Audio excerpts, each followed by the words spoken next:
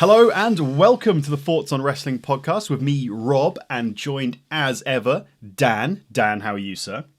I'm very well, thank you. How are you, sir? Oh, I'm bloody marvellous. I've had a great weekend watching wrestling. Dan, what are we reviewing this time around? Well, for the first time ever, and I've been waiting so long for this, we are finally going to review a Progress Wrestling show.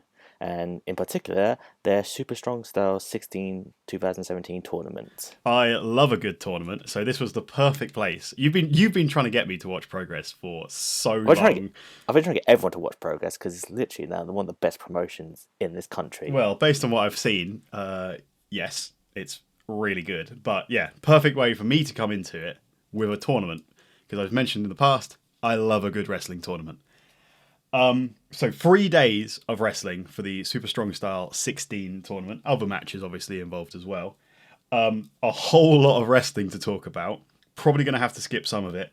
But it's my first time watching Progress in general, so I suppose I should give you some of my my Progress impressions, really. Yes, as the novice of Progress. You're obviously Captain Expert as usual. The human. I wouldn't go that far. I've only been watching for about 5 months, but the human wrestling encyclopedia that you are. Yes. Please enlighten me with your impressions, because I would like to hear this, because I've not spoken to you about it yet. As the filthy casual WWE fan that I don't boo me. What are you doing? That I am.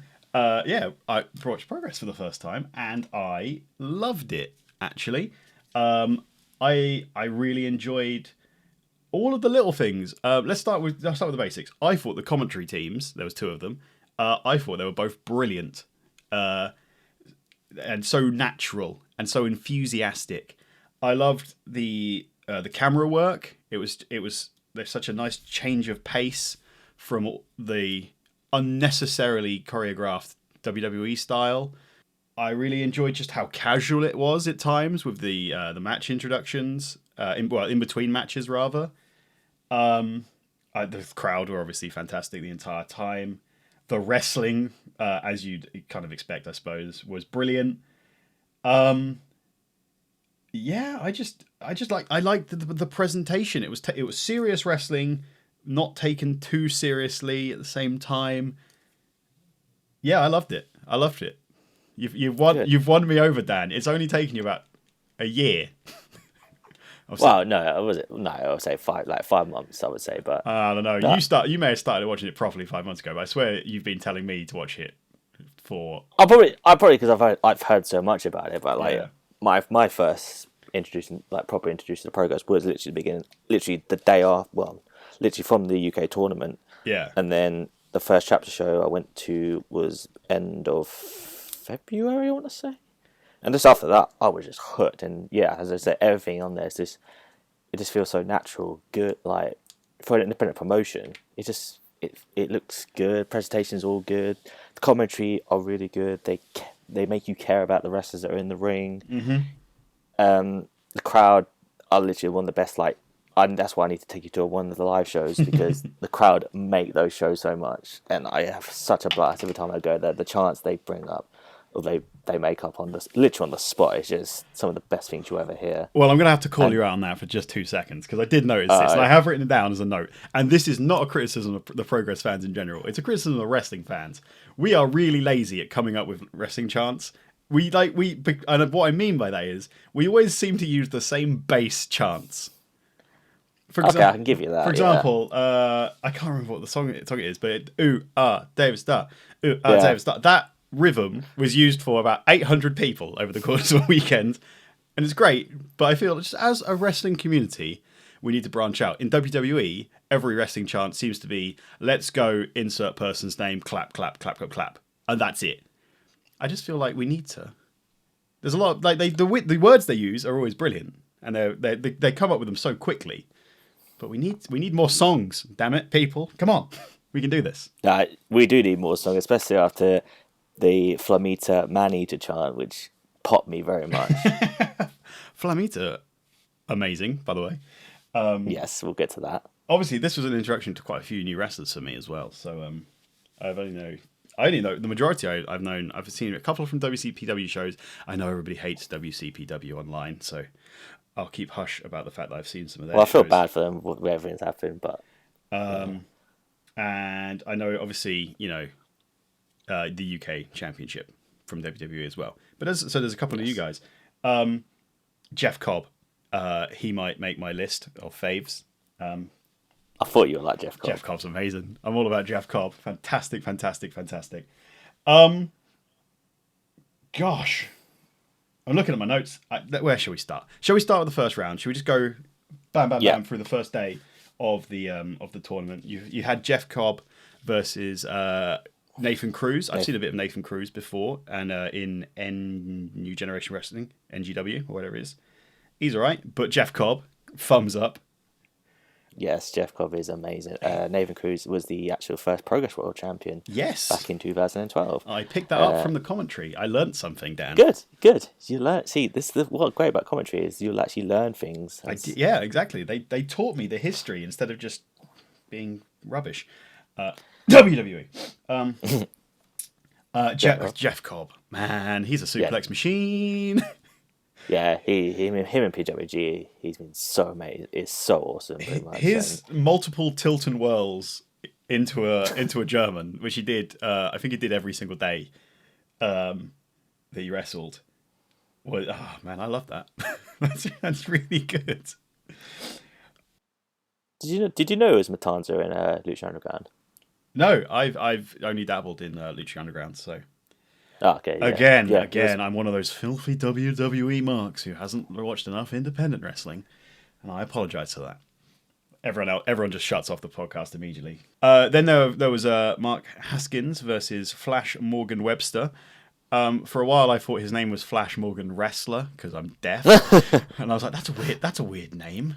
But no, it turns out I'm an idiot. Mark Haskins is really good as well, isn't he?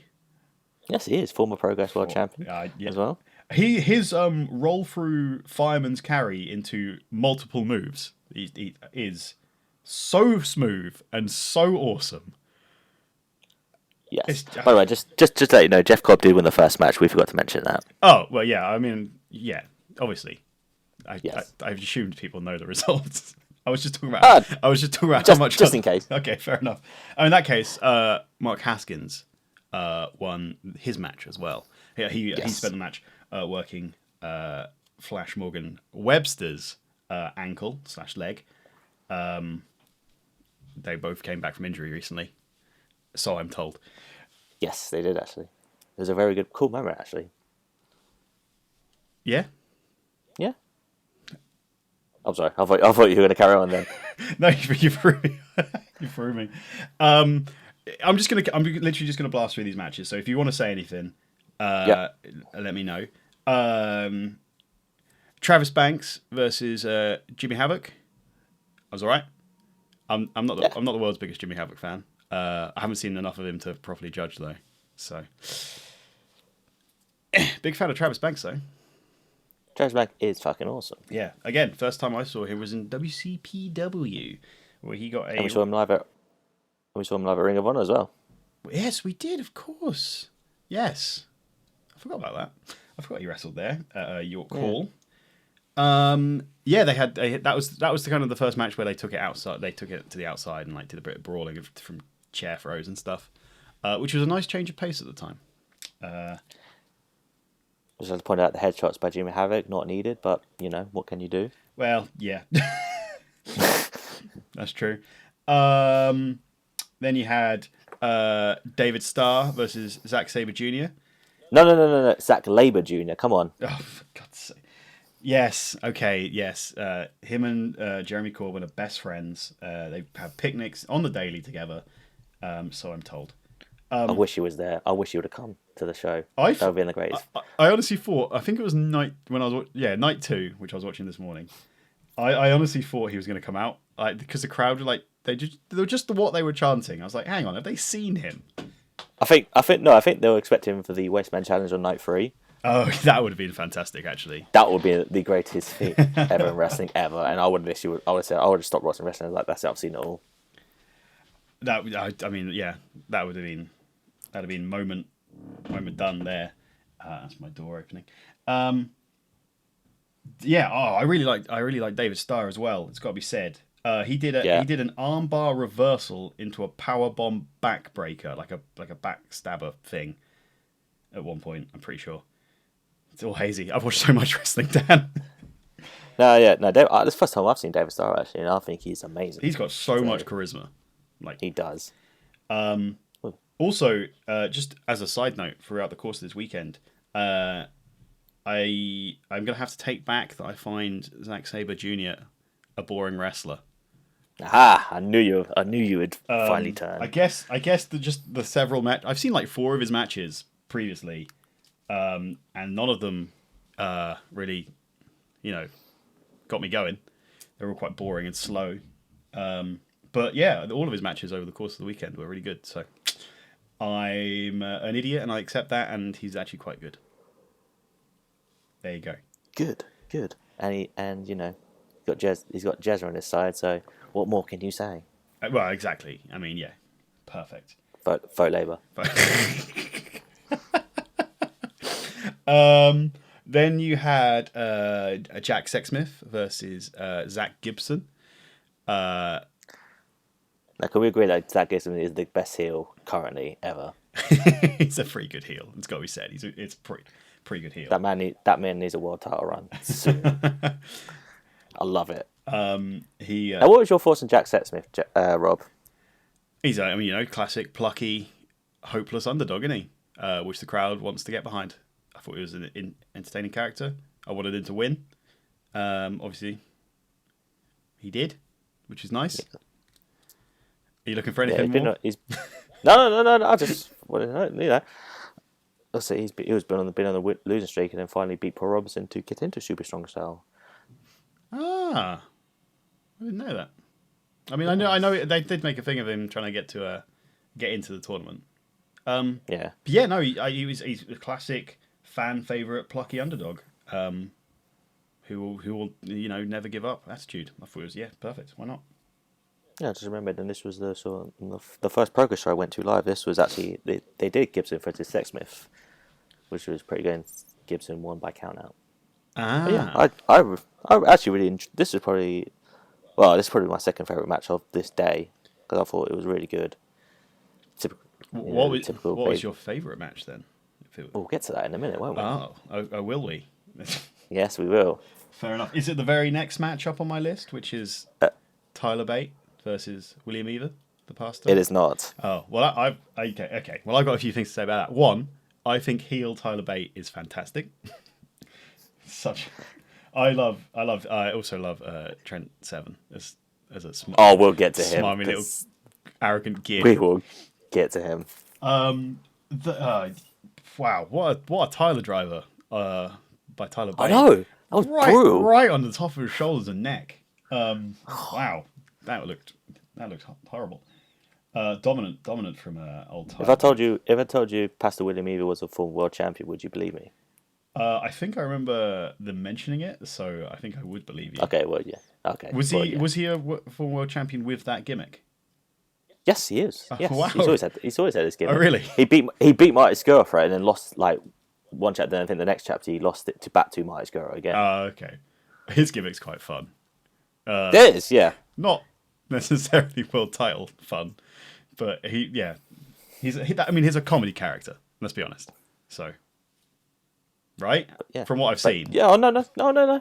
You were silent for a second. I thought I'd upset somebody. No. I'm sorry. I was looking at my notes, but yeah, no, I sort of do agree. I mean, it's comedy done right. That's what I like about Progress. They do comedy right. Yeah. No. Yeah. Absolutely. They did comedy really well throughout all 3 days, which we'll touch on later on. Yeah. Yeah. I heel Tyler Bate. Big old thumbs up. Is this your favourite match then? Flamita versus Mark Andrews? Yes, it is. That's right. Man, this was a really good match. It was really. I need to watch more Dragon Gate then if that's the case, because bloody Flamita is super amazing. But Dan, why did Mark Andrews come out to a different song by his still by his band? But why did he come out to a different song? I don't understand. He always has. I don't know why. Is it just him trying to like get his band out there by playing different songs? because that's genius. I if would it imagine is. so. I mean, I actually quite like his band. I quite like Junior. They're all right. I've listened to a couple of their Yeah. songs. I've listened to. I'm quite disappointed that your first Progress show and you missed out all because they had to change all the themes now. They had like mainstream music themes, but then now I think because they're getting bigger and bigger, they have to change due to copyright issues. They have to change back. They have to change to like new themes that are like not that they can use. Which I'm quite disappointed actually. Well, you know, I thought quite a lot of the themes were awesome. So Oh no, yeah, definitely. yeah, but this match Yeah. was really good.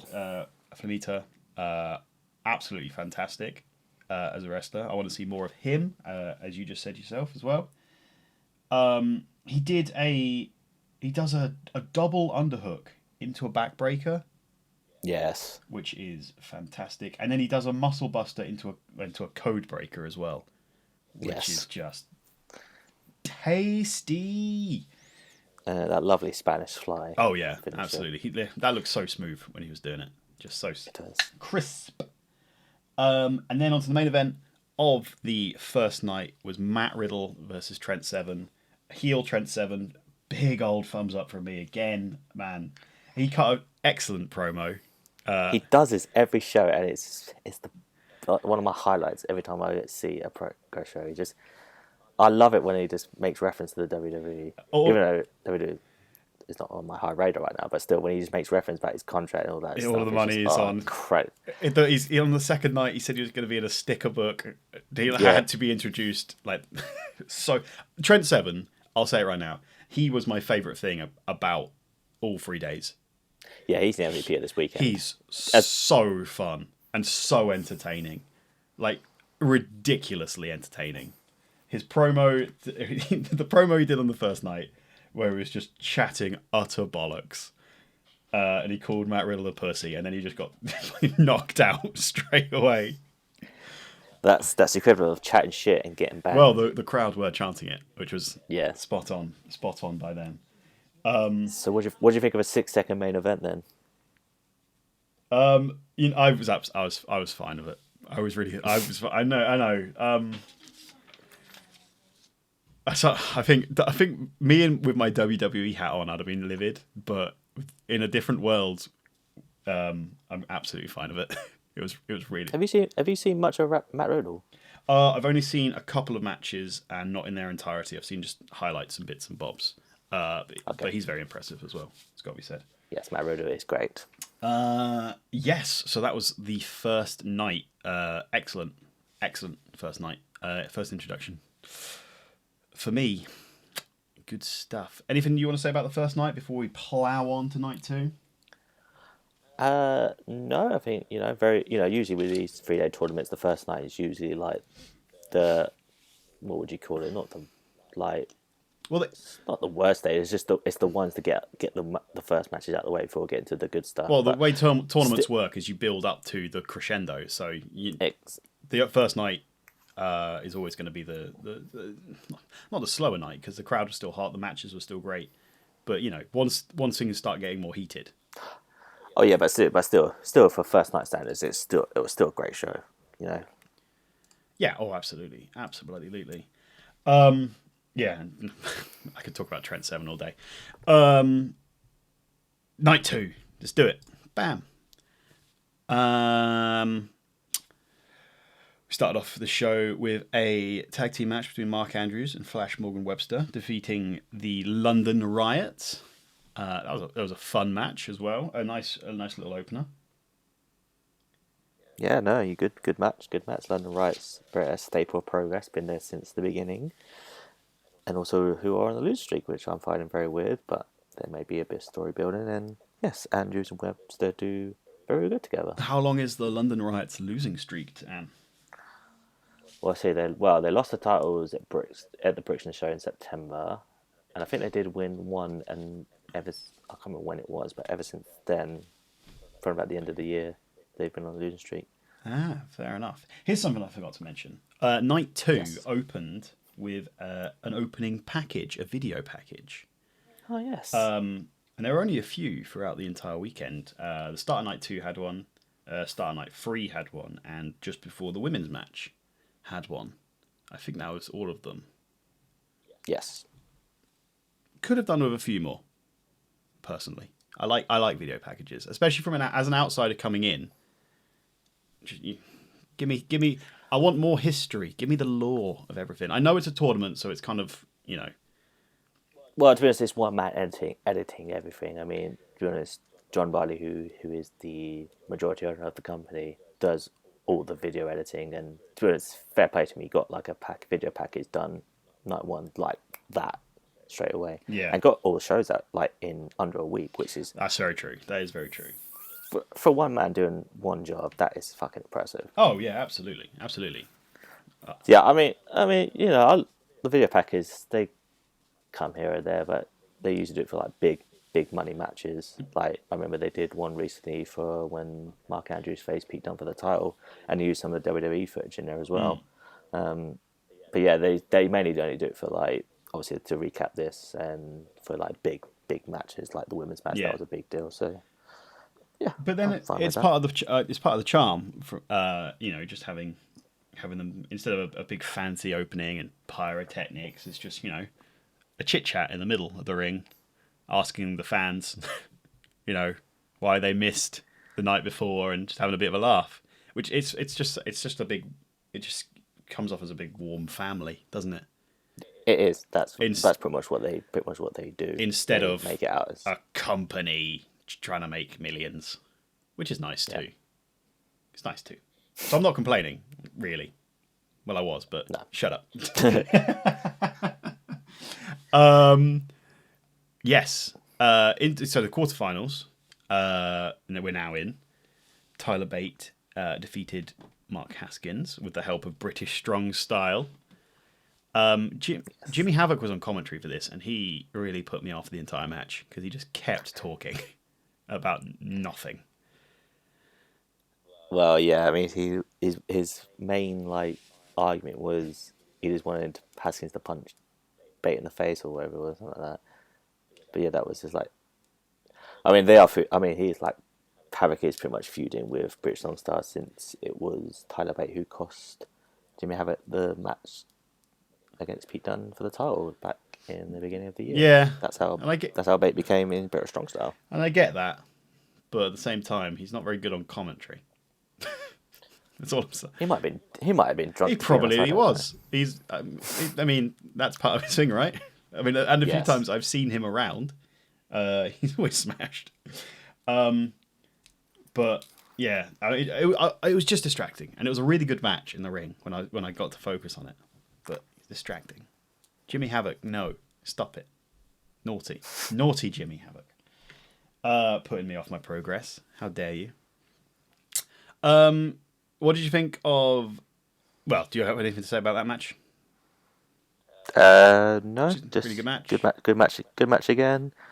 Obviously it built the ending of the match built to the next night as well. So yeah, I like storyline progressions. That's good. Yes, indeed. So Zack Sabre Jr. versus Jack Sexsmith. Next, Sexsmith's injured, although I'm not convinced he is actually injured. But it was an interesting quick match, really, wasn't it? Made you feel sorry for Zack Sabre Jr. as well, having to be put into that situation because he doesn't want to hurt an injured man. Yeah, it was good. I liked it. Yeah.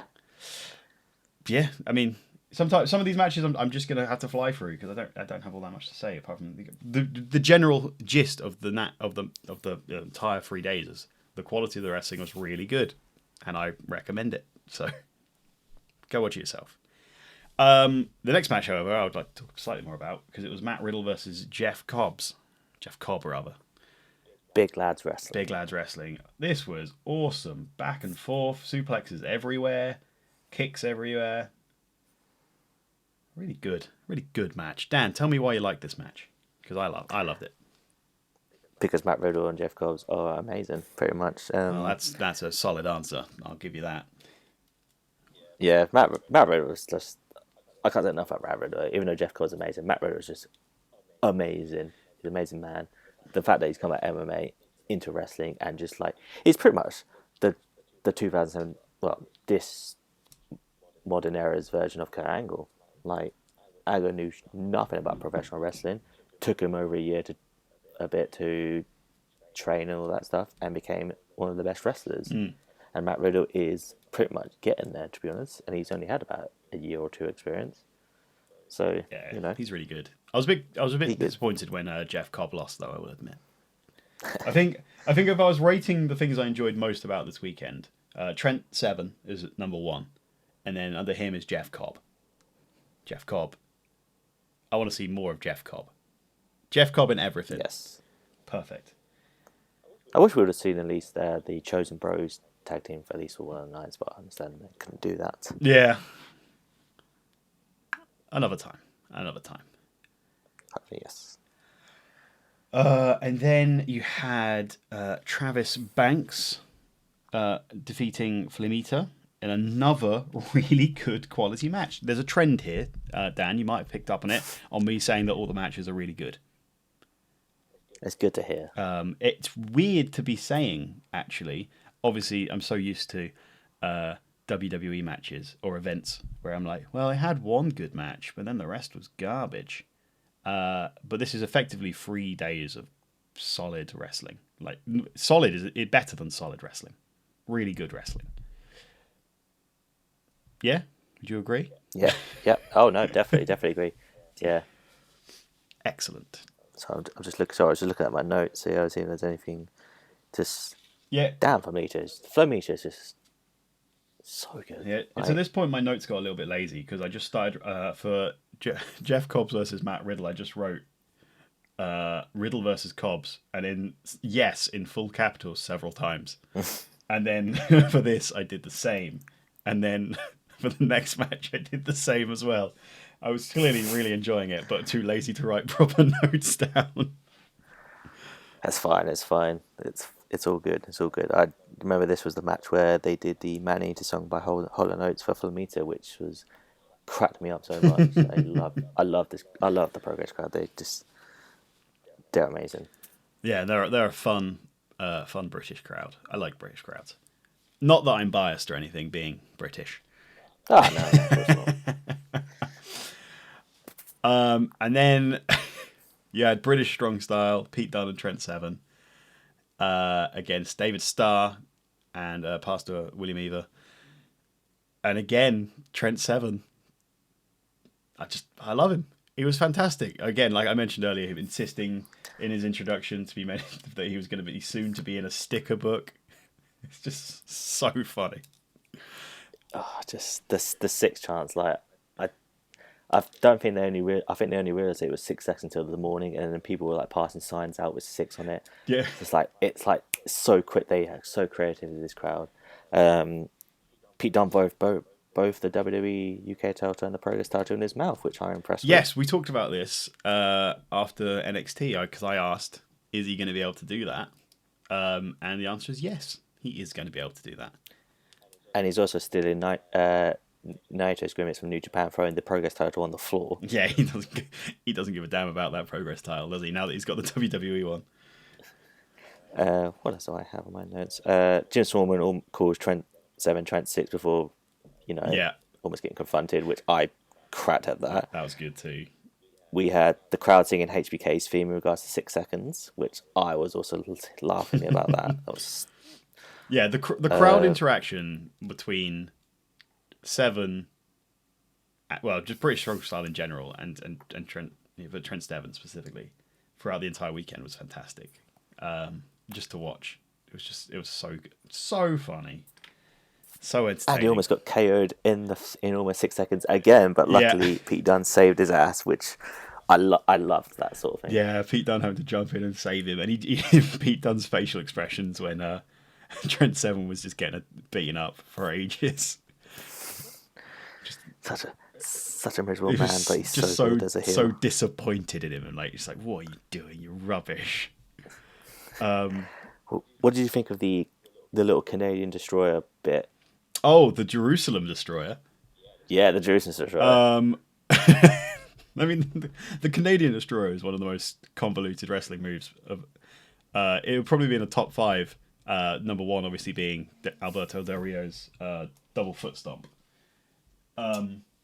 But No, I thought it was fun because this was a comedy match, and they did it the next night as well in another comedy match. So yeah, it's fine, absolutely fine. No problems at all. It was funny. If it was done in a serious match, I'd be like, but yeah, that's the thing. You've got to know the time. It's all about timing. So all good. Yeah, British on Shell, 2 thumbs up for me. Oh, absolutely. 6 stars, pretty much. Absolutely, 2 thumbs up, definitely. 2 thumbs up for David Starr and William Eaver as well. Especially when a Jewish man and a pastor. Yeah, it's a bit the most oddest combo. Being introduced as King of the Jews. With David Starr's reaction to that was fantastic as well. Really funny stuff. Progress do comedy bits like so much better than they do. Than WWE do. It's got to be said. We ain't got to my favourite comedy bit yet. It'll be next. It'll be the day 3, but we'll get to that bit because I was waiting for that all week. Well, we have to first, before we get to day 3, we have to talk about the main event of night 2, Dan, which is the first ever Progress Women's Championship match.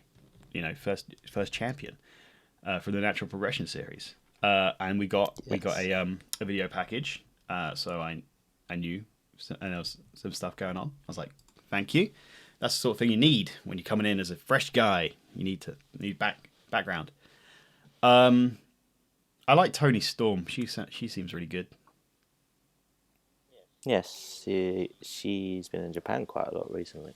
Well, I don't know how it's coming about along, but apparently she might be in that WWE Women's Tournament, from what I've been hearing. Well, I think that's probably highly likely, considering the working relationship between Progress and WWE.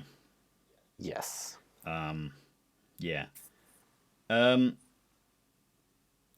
There were times early on in this match, considering how good the rest of the wrestling is. The opening of this match, the women's match, it was a little bit sloppy, and like they were too like they were quite blatantly helping each other for like Tilt and Whirl Hurricanranas and things like that. It looked a bit sloppy, but by the end of the match, they found their groove and they completely won me over. But initially, I was like, oh no, this is not up to the standard that I've been led to believe. But yeah, they won me over. Well, my notes begin is they're using a plastic bag. Are they trying to kill these people? Legit. Yeah. Like, who uses a plastic bag in a bloody wrestling match unless you want to kill them? Legit. Yeah, that was a bit weird, wasn't it? I've never actually seen that before, so I'm quite surprised. I can confirm I've never seen a plastic bag used as a weapon either. So that's unique from my perspective. Yeah, like I say, I was a bit concerned initially, but yeah, they won me over. So thumbs up. And Toni Storm is the inaugural Progress Women's Champion. And she is going to face Kaylee Ray. Is that right? Yes. That is right. Who won the number 1 contenders match on night 3. So I assume that'll be at chapter 50, Dan? Is that how Progress works? Yeah, I would imagine so. I'm not really too sure actually, because Kaylee Ray is mostly ICW, so it depends. But okay, I would imagine so. Either that or maybe Ali Pali in the future. They didn't really say when it would be, but fair enough. Yeah, night 2, another really good match. Really good night. Excellent wrestling. Trent Seven, really entertaining. Really enjoying Progress so far. It's got to be said. Excellent. I knew you would. I knew if I go to the right show. I knew. Well, as I've already mentioned several times, I love a good tournament. So, tournaments are the best way to get new fans in, because everything's just right then and there and compact. You don't have to know a ton of backstory and information. You just got to focus on the now, and because you can tell mini stories within tournaments as well. So it's the perfect time to get people in. Well, wait till you see PW's Battle of Los Angeles, and you'll be like, fuck me. I'm looking forward to it. I'm looking forward to watching it for the first time ever this year. Yeah, I think you'll love it. Night 3, Dan. Is the opening to the show the thing you were waiting for the most? Oh yeah. Oh my god. This is like one of the best segments I've seen in progress. It was like the pre-show they just started with, like, because you know what I mean. This felt very. It was super get the crowd warmed up, and like pre-showy style, but it was just so Yeah. much fun, so much fun. Why don't you talk us through it? So this is the Johnson Wasteman Challenge, which pretty much is like a battle rap sort of scenario. And usually it's one person, but this time it was David Starr, William Eaver, Philomita, Flash Morgan Webster, and Mark Andrews. And each one have a little rap to tell Mr. Johnson. David Starr doing the Fresh Prince of Bel-Air rap. Fucked up. They did it again. And then did it again. You see that? But then Mark Andrews, with probably the greatest burn I've ever heard in my life, tell him how Triple H did not call Roy Johnson after the UK tournament. Yeah, I was. They put a video of that online like that day, I think, or the day after, and I was like, wow, that was just amazing. And then to top it all off, Flamita doing the Macarena, which was like, this is the best segment I've seen. It was really good. The reactions to Mark Andrews' burn from all the wrestlers in the ring, just like flopping around on their backs and stuff, because it was that severe. Hilarious. Bravo. Yeah, it was fantastic. And then Jimmy Havoc came out to spoil the fun with headshot chair shots. Which why? Because I gotta tell you, I saw headshots with chairs. I saw bloody headbutts as well. Which I'm like, why? Why do you not learn after Shibata's stuff? But yeah, yes, indeed. And then Jack Sexsmith joined after the chair shots to try and sneakily win the match, which turned into a fatal 7-way, I guess. And he fails, goes to the commentary, and doesn't get involved until like one part of the match, which was when David Starr decided to dick smash everyone, Yeah. and then Jack Smith won some of it. So yeah, he sure did. Sexsmith ran down, tried to pin everybody. Everyone kicks out too, and then he just leaves. Just goes and sits by commentary. That was funny. This was it. This was the very definition of comedy match. But it was a really good way to open the show. It was really funny, really funny. Yeah, and for me to winning, which was pretty good. And yeah, absolutely. Flamita gets a win. I really do want to see more of Flamita. He seems like he's a very talented luchador cruiserweight type fella. Also, I really like his 619 in the corner. I much prefer that setup because it seems more natural than Rey Mysterio's version. If you know what I mean, because they're just running at him to do a big splash or something, and then he kicks them, they fall down, and it's like really quick as well. He doesn't like mess about. He just literally goes whoop bam. Yep. Which I really liked. First semi-final of the Super Strong Style 16 tournament was Travis Banks defeating Zack Sabre Jr. Again, another match that made me think that maybe I got Zack Sabre Jr. completely wrong, because this was a really good match. I think it was because of the Cruiserweight Classic. Like, I think that he wasn't the Zack Sabre Jr. that everyone knows in there, and I think that where you probably saw that and thinking, he's not that good, but he has always been really, really good. Well, we saw him at when we went to the WCPW show at Milton Keynes. And I was just, you remember, I was saying then and there, like during that match, it was just really slow and boring. Like but I don't know if it was just the wrong crowd or what, but yeah, that match wasn't very good. I can't remember who he was facing, but this match and his matches throughout the weekend were really good. Yeah, it's been the first time in quite a while since Sabre has come back. I think the last time he was there was in December. But he's been around Japan winning and everywhere winning 3 belts, so good on them. Free belt Zaki, as they call them. Is that true? Is that what they actually call him, or did you just make that up? It sounds like No, that is true. That is true. it sounded like something you could have just made up. That's all I'm saying. No. It's not the best nickname, Free Belt Zaki. Hey, I don't just like they call Pete. They call Pete Dunne two belts. So because there's two belts. We might need to work on these nicknames. Everybody, we need to figure this one out. Here's something we didn't mention from night 2. Was did we mention it? Tyler Bate having assistance to defeat Mark Haskins. Yes, we did mention it. We did, yeah. Well, okay. Because I was going to if we hadn't, I was going to mention it again because Tyler Bate defeated Matt Riddle clean as a whistle, which I've got to say I was kind of surprised about. I thought Tyler Bate was going to go the distance. I actually thought he was going to win the whole thing, if I'm completely honest.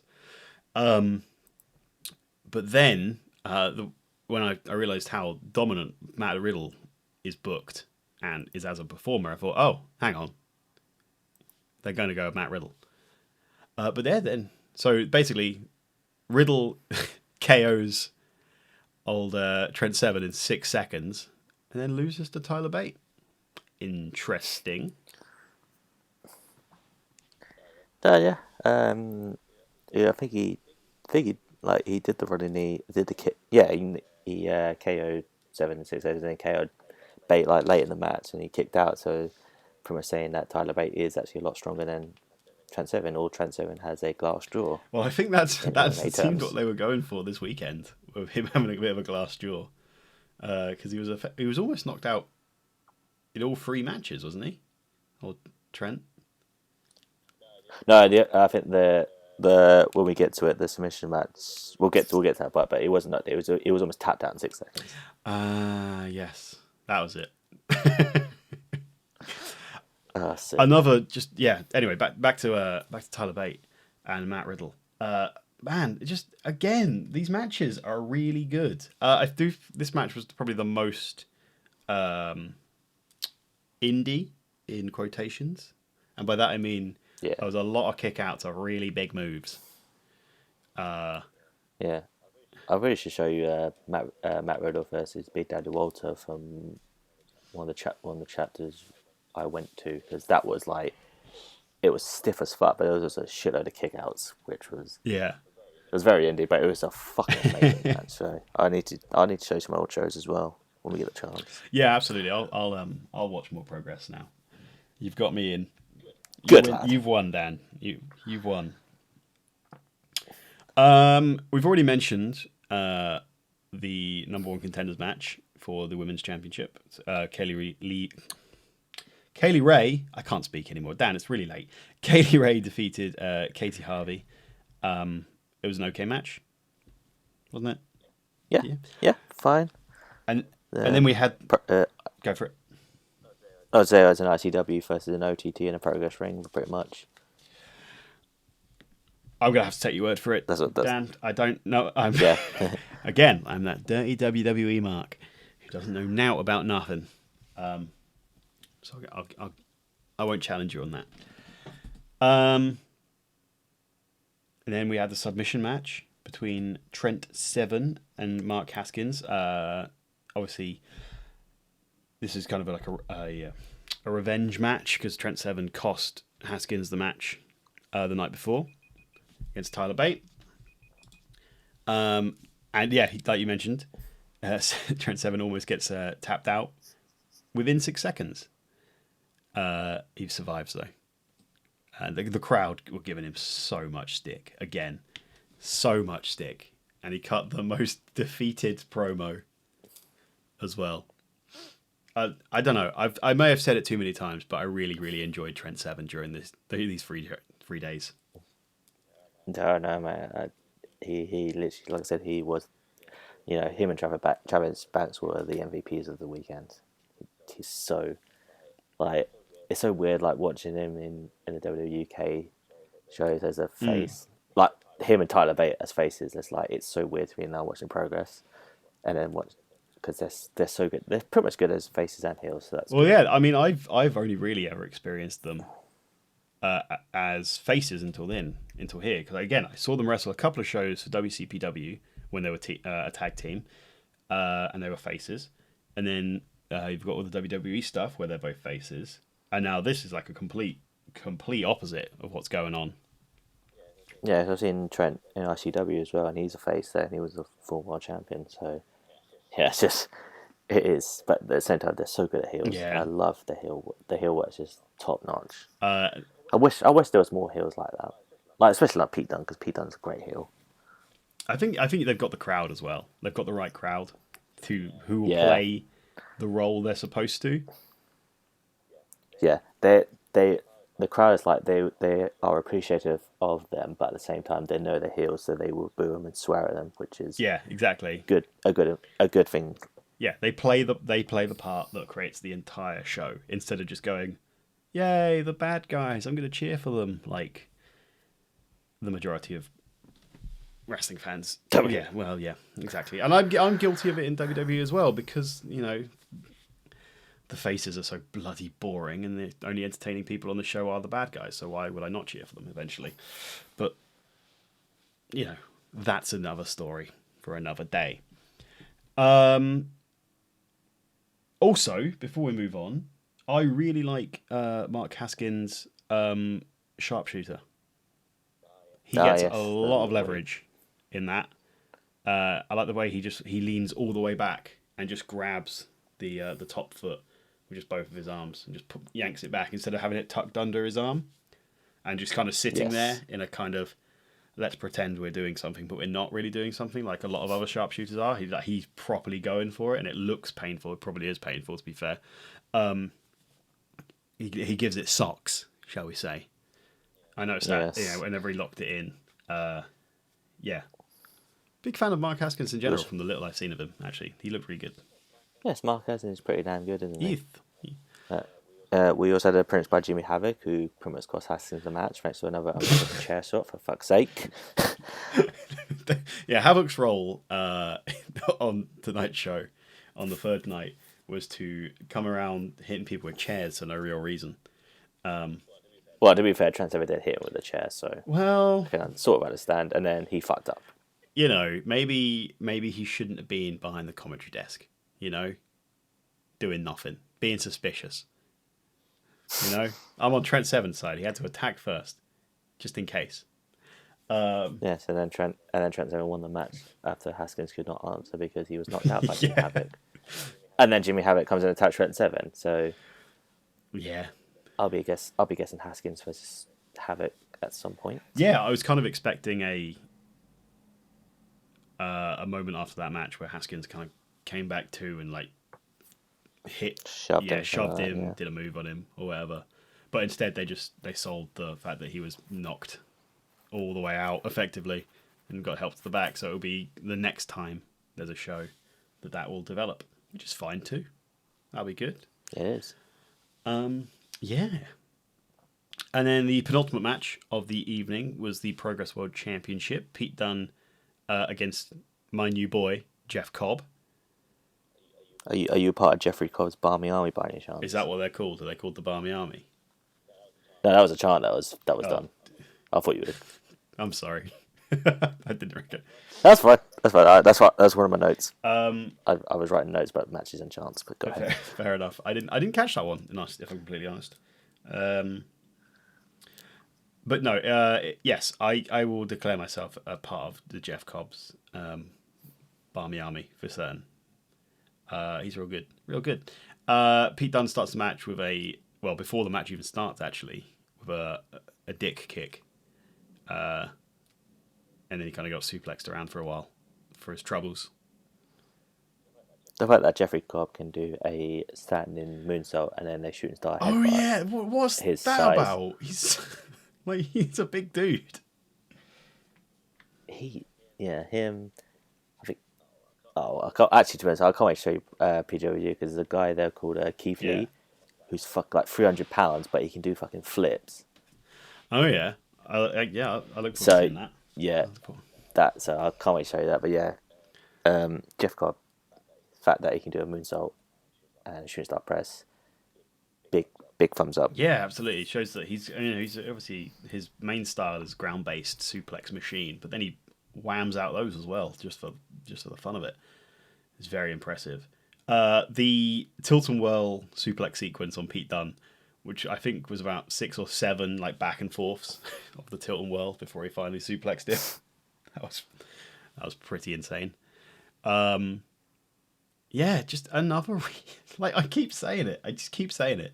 Another really good match. Lots of back and forth.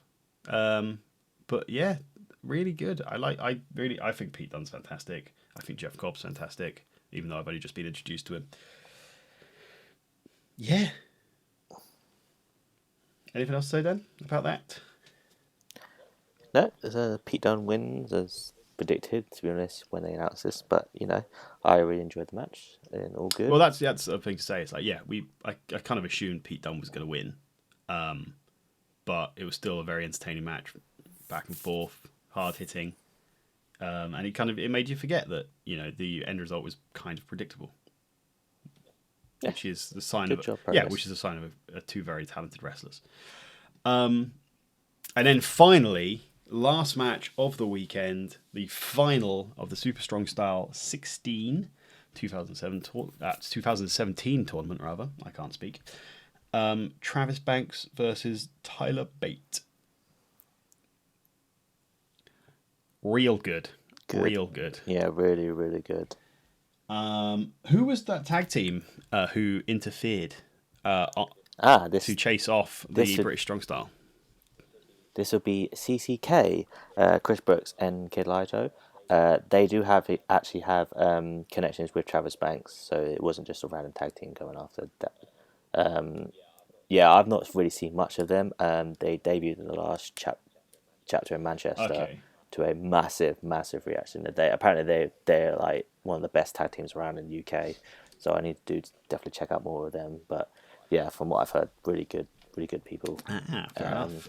And yes, and they'll be challenging Tyler Bate and Trent Seven at Chapter 50 for the tag team title. So, maybe time for a title change. Who knows? Maybe.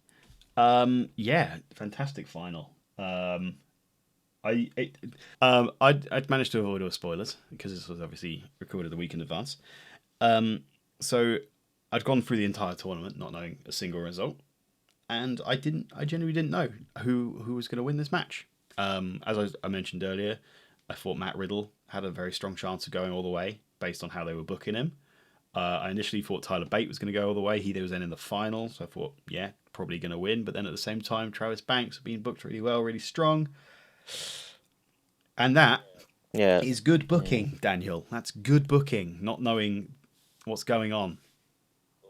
Well, what was cool about it, because I knew all the results going in, because I was like looking on the internet all weekend when it happened. You're a junkie for spoilers, is what you are, Dan. You want to know everything. Well, yes, but at the same time, I was excited. I wanted to know who won, blah, blah, and all that stuff.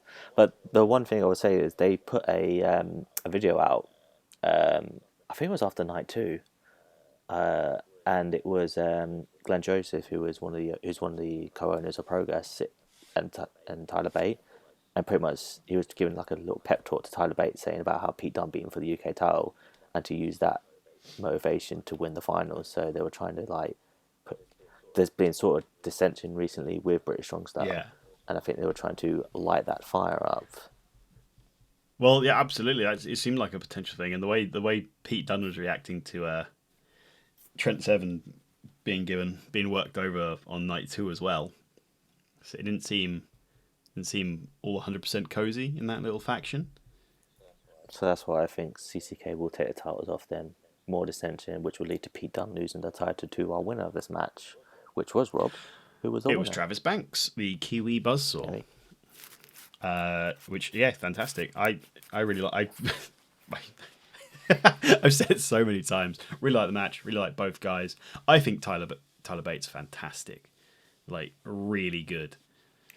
He did that bloody airplane spin again, and I'm so amazed how he just stays up. Yeah, and he also he makes it like an airplane spin is a comedy move, right?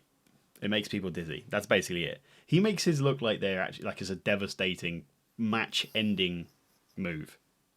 Like like, especially the one he did against I think it was Pete Dunne at NXT. Like if he'd have lost then and there, I'd have been like, yeah, that's fair. That's a fair finish. Too dizzy to kick absolutely. out. That's believable. Surprised, like just didn't roll over and just vomit because he gets that much speed going. To be honest, I love how Bate does the spiral tap as well. It looks so crisp. Yeah, I like his Gotch tombstone as well. Yes. On the outside. On the outside as well. Oh, that was something I was going to mention. What? They don't have pads on the outside. The crazy fools. Oh yes. And, Bate took a nasty spill. He did a big old splash during this match, and he just flopped onto the floor effectively and landed. Banks probably took about 10% of his momentum out of him, and then he just crashed to the floor. That looked horrible. Must have hurt. They do. I like the way. Also, another thing I like about Progress is the fact obviously there's no barrier between them and the crowd, and some of the crowd just like run away whenever the wrestlers come near them. I'm getting out of here. It's a common thing. Yeah, common thing to do that. Yeah, good crowd knows what's up. It's like, nope, I'm gone. See you later. Well, I remember the first chapter I went to Pastor William Eva faced a guy called Sebastian, and he gave him a crucifix falling into the crowd, and so he went 5 rows back and literally almost came and crushed us. Literally, if he would have gone any further, he would have hit me. But yeah, the crowd's like, no barriers, and it's like a very intimate feeling. Yeah, that's the thing about Progress. Like the impression I got is it's just a very intimate experience between the fans, the wrestlers, and everyone involved. It seems. Oh yeah, like I've met some wrestlers. Like I met like Dunn, Bate, and Seven, and they're all really nice people. So yeah, it's a very good promotion to be a part, like be in. Yeah, it all seems so much more genuine and real. Yeah. And it's just got like the grassroots feel still as well, because it's obviously well, they say it's punk rock wrestling, so, and I love punk rock and I love wrestling, so my perfect combination. Absolutely. No, I really enjoyed it. I really enjoyed the entire weekend. I will stick around and watch more Progress with you, Dan. Anything else you want to say before we wrap up the old podcast, Dan? Any of your notes that I've skipped past because we had so much to talk about? I wish we could have focused slightly more on certain matches and things, but when you've got so many matches and so many moments, you kind of have to blast through these things occasionally. So anything we've missed? No, not really. Just 3 good solid days of wrestling. Yeah, absolutely. That's all I've got really. Yeah, fantastic wrestling. I met some really, really talented people that I've never heard of before. David Starr, Flamita, for example, Trent Seven again. I'll say it again. Brilliant. I love him. He was so entertaining. And then just the wrestling in general was just really good. And the crowd, everything about it. I am a fan of Progress, and I'll definitely be watching Chapter 50. Okay, cool. Thank you very much for listening. If you enjoyed it, give us a like and subscribe. If you want to know more of my thoughts, you can head over to thoughtsandeverything.co.uk, or you can follow me on Twitter at robsthoughtson. Thank you very much for listening, and we will talk to you soon. Ta-ta. Bye.